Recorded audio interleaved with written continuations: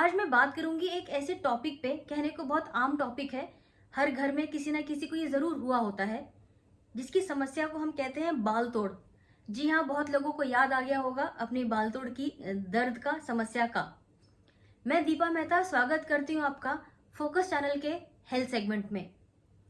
बाल तोड़ की समस्या ज्यादातर सर्दियों में होती है, क्योंकि हम बहुत मोटे कपड़े पहनते हैं और जिसकी वजह से बालों को बहुत कई दफा रगड़ पड़ती है। वहीं कुछ रिसर्च ये भी कहती है कि ये बात पूरी तरीके से सही नहीं है। बाल तोड़ अपने आप नहीं होता।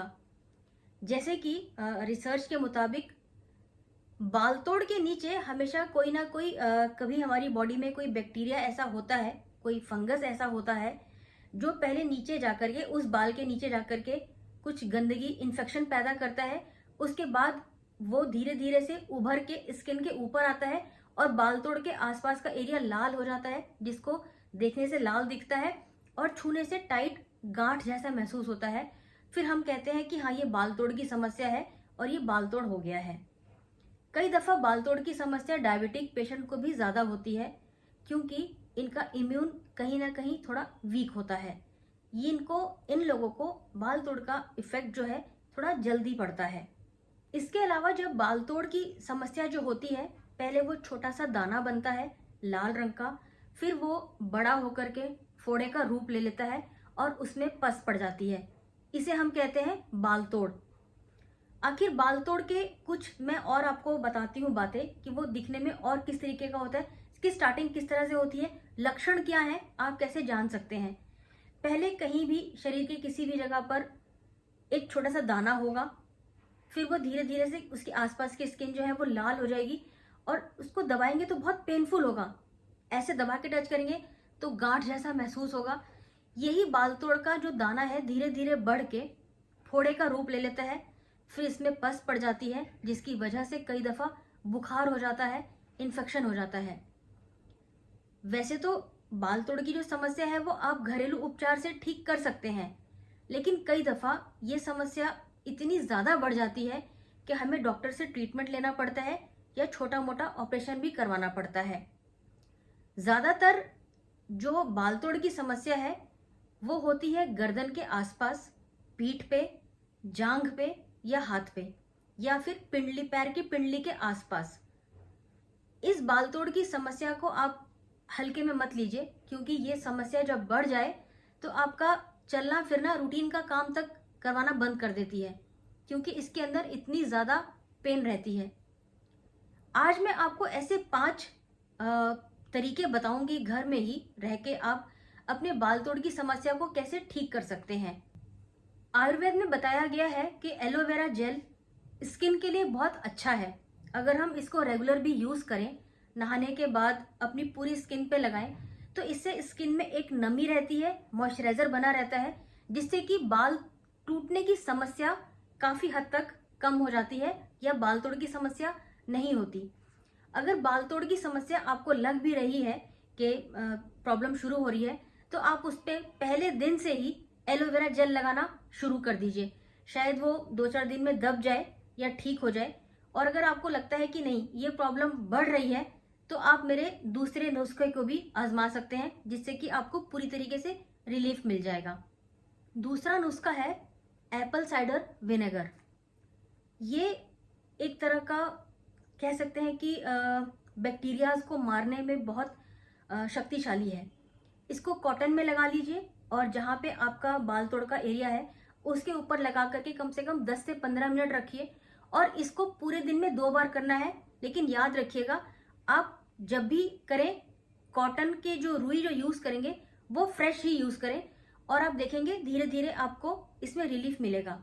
एक्चुअली ये जो एप्पल साइडर विनेगर है, ये हमारी स्किन के स्ट्रक्चर को अच्छा करने में, बैलेंस करने में और उसको दोबारा ठीक करने में, हेल्प करने में बहुत फायदेमंद है। ये स्किन को लेवल पे ले आता है जो हमारा नुकसान हुआ होता है किसी भी कारण से। जरूरी नहीं है कि आप इसको सिर्फ बाल तोड़ में ही यूज करें।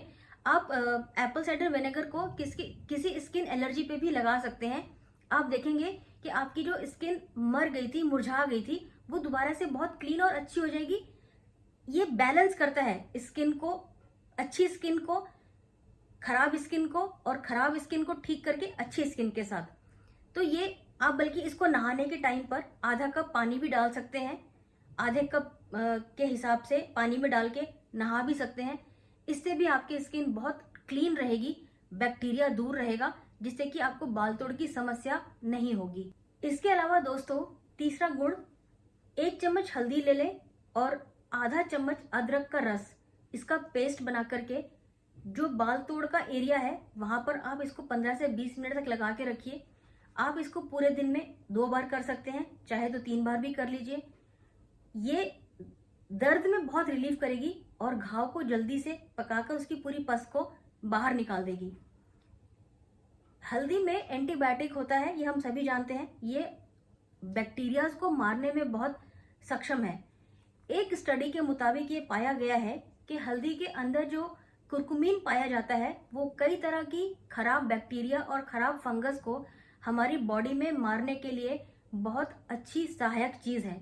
इसके अलावा अदरक में भी ऐसे गुण पाए जाते हैं जो हमारे खराब बैक्टीरिया और फंगस को मारने में हल्दी के साथ मिलकर हेल्प करते हैं। दोस्तों चौथा उपाय, कई दफा ऐसा होता है कि हम जो चीजें सोचते हैं लगाने की या करने की, कई दफा वो हमारे पास अवेलेबल नहीं होती, कुछ होती है कुछ नहीं होती है। इसीलिए आप सोचेंगे कि एक चीज के लिए हम इतने सारे उपाय क्यों बता रहे हैं। तो कई घरों में होता है कि, या कई बारी हमारे साथ है कि कभी हल्दी है तो कभी अदरक नहीं है, कभी कोई चीज है तो कुछ नहीं है। इसीलिए हम 4-5 चीजें बता रहे हैं ताकि आपके पास जो भी अवेलेबल है आप उसको यूज कर सकें। अब मैं आपको बताने जा रही हूँ चौथा उपाय। आप लहसुन की 4-5 गिरियों को कूट लीजिए और उसके रसों को निचोड़ लीजिए हाथ से, और जो आपका बाल तोड़ का जो एरिया है उसके आसपास पूरा उस लहसुन का रस लगा दीजिए। इसको कम से कम लगे रहने दीजिए 10-15 मिनट। ये सूख के देखेंगे आप थोड़ा सा कड़क हो जाएगा, घबराने की ज़रूरत नहीं है। हल्के गुनगुने पानी से बिल्कुल साफ हाथ से इसको आप क्लीन कर लीजिए, या फिर आप किसी एंटीसेप्टिक चीज़ से भी इसको क्लीन कर सकते हैं, जैसे कि बिटाडीन, इस तरह की चीज़ों से। इसको कम से कम 2 से 3 बार लगाइए, आपको इसमें रिलीफ मिलेगा। इसमें भी बैक्टीरिया और ख़राब फंगस को मारने की बहुत शक्ति होती है। इसके अलावा जो 5वां उपाय है दोस्तों, वो है प्याज। आप प्याज की कलियों को काट के जहां पर आपको बाल तोड़ की समस्या है उसके ऊपर रख के सर्जिकल टेप लगा दीजिए। कम से कम 2-3 घंटे लगे रहने दीजिए। उसके बाद उसको खोलिए, हटाइए, प्याज को उसको फेंक दीजिए, नए प्याज की टुकड़ों को लगाइए और ये कम से कम 2 से 3 बार करिए।